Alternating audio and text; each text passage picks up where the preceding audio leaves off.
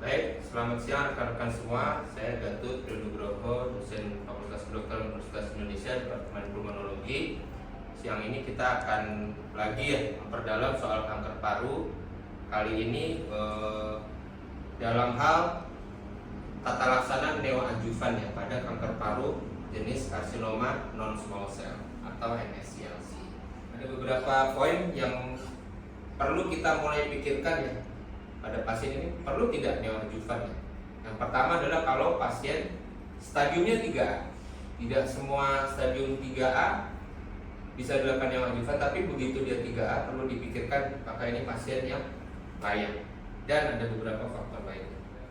Karakteristik klinis dari subjek yang diteliti Kalau di Indonesia ada penelitian Elisna dan kawan-kawan, ada banyak Rata-rata umur pasien yang kena kanker paru usianya 53. Di luar negeri sudah lebih tua kira-kira 74, 70.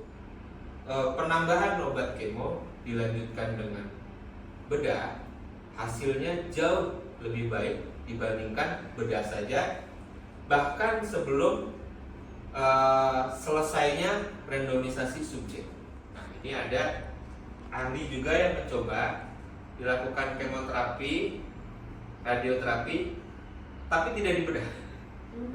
Nah, jadi pemikirannya jangan-jangan kalau sudah ada obat yang bagus ini dan sudah ada radioterapi ini tanpa bedah hasilnya jangan-jangan lebih bagus. Nah, ini dilakukan penelitian stadiumnya sama 3A, tujuannya untuk mengetahui survivalnya sama outcome kemoradioterapi bedah dibandingkan jika dilakukan tersebut tapi tidak dibedah.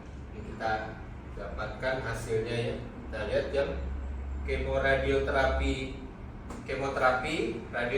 dilanjutkan bedah, hasilnya lebih bagus. Jadi dibandingkan kemoterapi, radioterapi tapi tidak dibedah.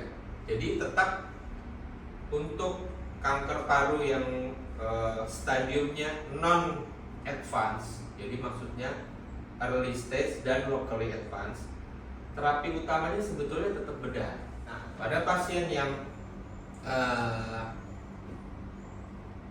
neoadjuvan kemoterapi, hasilnya akan lebih bagus lagi atau dengan atau tanpa N2 hasilnya bisa lebih bagus jika operasinya itu bisa lobektomi saja. Kalau dia pulmonektomi hasilnya sama saja. Nah, ini terkadang bisa direncanakan di awal, terkadang tidak bisa. Jadi misalnya kita mau lobektomi, ternyata yang kena 2 lobus waktu operasi. Untuk intraop dibuka, ternyata lobus atas dan bawah misalnya atau bawah, tengah, atas ternyata nggak bisa Bisa.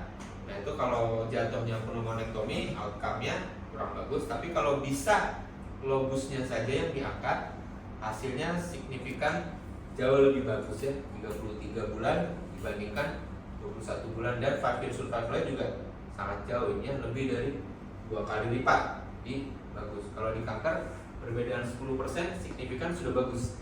Nah, ini 2 kali lipat, jadi bagus. Jadi kalau bisa lobektomi sangat kita syukuri usianya lebih advance. Pasien kanker paru dalam 1 bulan stadiumnya bisa naik, jumlah selnya bisa mencapai 2 kali lipat. Kita buktikan di praktek sehari-hari. Pasien kanker paru stadium 4 yang paling banyak, stadiumnya 4, T-nya 4 cm. Kita tawarkan biopsi, pasien belum mau. Datang lagi 1 bulan lagi dengan keluhan nyeri. Kita tanyakan apakah mau dibiopsi. Kali ini mau, kita CT scan ulang, tumornya sudah lebih besar. Jadi kita sebagai dokter paru atau pemerhati kanker, pemerhati kesehatan, yang penting adalah bukan hanya alatnya tapi man behind the gun. Alat tools banyak, obat banyak. Nah, kepandaian kita lah untuk memberikannya pada tempatnya. Jadi suatu obat tidak bagus untuk situasi A bukan berarti untuk semua situasi tidak bermanfaat. Jadi obat ini banyak digunakan untuk stadium yang lain yang di luar topik kita sekarang sebetulnya. Ini untuk stadium advance tempat yang bagus ya untuk pasien yang ada NSCLC ya, KPK-BSK, mutasinya positif, apalagi yang dia sensitif terhadap IGFR TKI 19, 21 gitu. Yang paling penting adalah lakukan MDT ya, multidisciplinary team meeting. Jadi kalau di institusi yang sudah well established, ini sudah dilakukan rutin. Misalnya kalau di Fakultas Kedokteran Universitas Indonesia, Departemen Paru ada 2 ya. Di kantor pusatnya di Rumah Sakit Persahabatan sudah rutin, melakukan tiap pekan hari ini ya, Rabu. Nah, kalau di sini sebetulnya tidak rutin, tapi saya cukup sering mengadakan inisiatif saya sendiri, biasanya dibantu oleh rekan-rekan mahasiswa juga untuk memoderasi Zoom-nya ya. Di sini saya rasa saya paling sering melakukan MDT ya untuk kasus-kasus saya.